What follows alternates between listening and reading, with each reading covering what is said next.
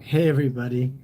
Looks like I gotta close this drape here to make myself visible, but um, a little update here as I do each month to let you know about things on my mind and things going on here at St. Spiridon's as we turn the page towards February. Um, our newsletter, monthly newsletter, is going out tomorrow, February 1st, and in it, there's a link to Breeze, which is our parish management software. It's how we manage our ministries, our database, and I'm asking, begging, pleading that you'll click on the link and update your profile. You can do that online. If for any reason you have trouble, you can contact the staff. Email Danny Steeler, D Steeler, Stieler at stspiridon.church. Or on Sundays when you're here, we have a welcome booth up front that you can come to and update your information there as well. Now, that welcome booth, we're going to expand that, but it's going to be out pretty much every weekend. So if you're new to us, or you've been here for a while, we want you to stop by because we want to make sure we have all your information correct. And we also want to make sure that we've got you plugged in to the ministries and what's going on here event-wise at St. Spiridon. Well, one of the big changes as we closed out the year was the hiring of 3 new staff. The Diaconisa Charlotte Todd began towards the end of December, taking over a lot of the bookkeeping and the tasks related to the financial processes here at the parish. So if you've got questions about your end of the year giving statement, you can contact her, our church treasurer, but we welcome her onto staff. Danny Steeler, as you all know, has been with us for just over a year, works really as my executive assistant and helps with all of your requests related to meeting with me and getting scheduled time, but also does a lot of special tasks that are behind the scenes, and works closely with me on several of those. In addition to that, we hired the Diaconisa Anna Grace. She began middle of November, and in January, second week of January, Alina Buzdugan began her time here with us. So a drastic change from where we were a year ago. So grateful. An incredible group of people. I think you're going to see the impact that they're going to have on our parish if you've not already. Just so you're aware, the new staff, Anna Grace and Alina, are working full time. Danny and Charlotte are part time, but Anna Grace and Alina form part of our executive team here. And through a series of conversations and retreats, we've set out a number of objectives for 2024. And I wanted to share just a few of those with you. One of them, right off the bat, is engagement. We want to work towards greater engagement with our parishioners, both those who've been here a while. That's something that, to a degree, I think we've gone through a little bit of just neglect with the influx that we had in growth last year, and we want to re-engage and connect with our longstanding members and the new members. We want to help people go from that first visit to becoming an active participant in the sacramental life and engaging with all of our ministries. We also want to leverage and empower, our ministry and ministry leaders. We want people who are involved in ministry here to feel that they can act on the commission that God's given them through their baptism and through their faith in Jesus Christ to do the ministries that are before them. We are divided into 4 main categories of worship, service, education, and community. Lots of ministries here, and that's one of the reasons we want to clean up our database to make sure you're plugged in. But we want to make sure our ministries and ministry leaders are able to do the work they want to do. Capacity. We want to build capacity here.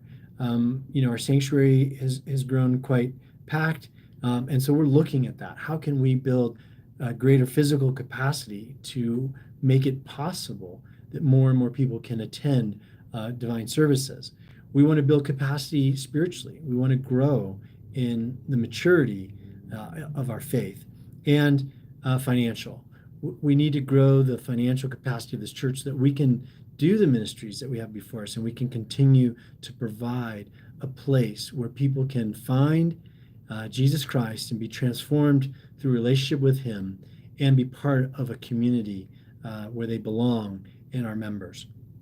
So Alina and Anna Grace are divided up in terms of our ministry profile and what they're working on. Lots going on. They've got, probably about 30 bullet points each that they'll be working on as they go through 2024. In addition, our parish council has tasked them with beginning to oversee our campus and facility to revamp and redeploy based on the wonderful work that was done before them in both the facility and now also in communication and IT. There's a lot going on there to again take over the welcome ministry and work upon the foundation that was laid by others with our ushers and our welcome teams, special events, all the things that go on here, whether that's pilgrimages, retreats, trips to Project Mexico, Pascha barbecue, picnics, camping trips. There's a lot. And then, as I mentioned before, bookkeeping and accounting with the addition of Charlotte on our staff. We thank all of you for making this possible through your contributions financially and your support. We ask your patience as they get up to speed. A lot's been in my head that's getting dumped out and shared with them, and it's really going to be lovely to see them sort of take hold and bring value to all that they touch. I'm going to end this update. I know it's a longer one with some ministry updates.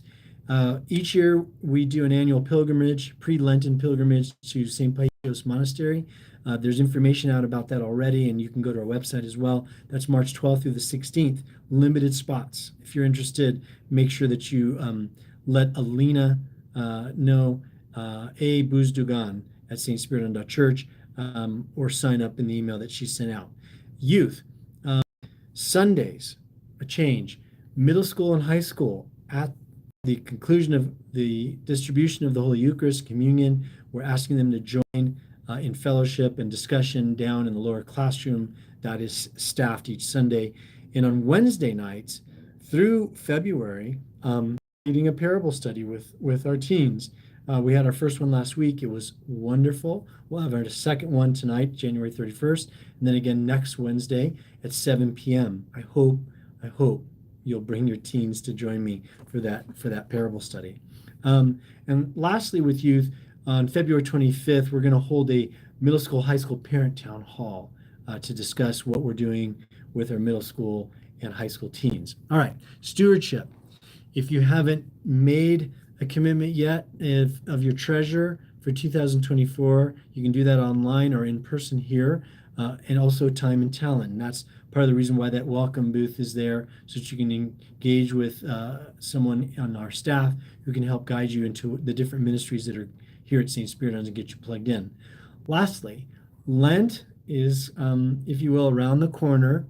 You'll receive information in our next newsletter and a mailer that will kind of take you through all that we have planned for the Lenten season. You can participate at whatever level is works for you, and that's our services and our events and special things that are going on. I just want you to be aware of a couple of things that are happening. One of them is we will be doing a Lenten book study, Way of the Ascetics. It's available in our bookstore to order or purchase, or you can just pick it up yourself on Amazon. On Wednesday nights during Lent, after our pre-sanctified liturgy, I'll be leading a book study on this incredible book. It's short, 96 pages. The chapters are 1 to 2 pages. You can easily read a chapter in like a minute, but a powerful book. Look forward to sharing the entire book with you through this Lenten book study. Visual lamps. If you're not yet in the practice of keeping a lamp lit in your homes to remind you of the light of Christ, you can go to our bookstore and they'll help you get you one ordered. That Elios project, if you don't know what that is, don't worry. When you stop in the bookstore, they'll explain what that is. An important part of the Lenten journey, which culminates with our meeting of the bridegroom, Jesus Christ, at Holy Week. And lastly, you can register today on our website. It's also in the email newsletter for our annual Lenten retreat, March 22nd through the 24th. I am ecstatic about who we're bringing. Father Tom Sagalakis, his wife, Presbytera Pat, and their co-worker, George Papa George, who run family and youth and adult ministries for the metropolis of San Francisco. They're going to be here as our retreat masters. The retreat is going to be focused on relationships. That is the key that all of us must get right in our lives, our relationship with God and our relationship with one another. And that's what the retreat's going to be about. I'm excited. I've known these retreat presenters and for many, many years. They're incredible people. It's going to be a great retreat. Make sure you register and be with us. Okay, God bless. Thanks for listening. I know it was a long update, and we'll see you soon here at St. Spiridon's. Bye-bye.